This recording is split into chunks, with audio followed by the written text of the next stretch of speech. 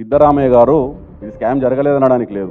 ముఖ్యమంత్రి గారు అసెంబ్లీలో నిలబడి ఆయనే స్వయాన్ని ఒప్పుకున్నారు. ఈ గిరిజనుల నిధి సంక్షేమ నిధి ఏదైతుందో అందులో నుంచి 90 కోట్లు స్కామ్ జరిగింది వాస్తవమే. ఆ 90 కోట్లలో తెలంగాణ లింక్ ఏంది? ఇది తెలంగాణ లింక్. నేషనల్ న్యూస్లో వచ్చింది, కవర్ అయింది.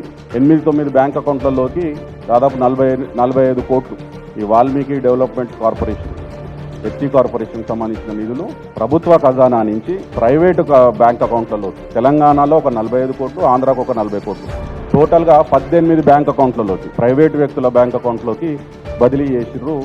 అక్కడ కాంగ్రెస్ ప్రభుత్వంలో ఉన్నటువంటి ఎస్టీ వెల్ఫేర్ మంత్రి గారి ఆదేశాలతోని, నాగేంద్ర గారి ఆదేశాలతోని బదిలీ చేయడం జరిగింది.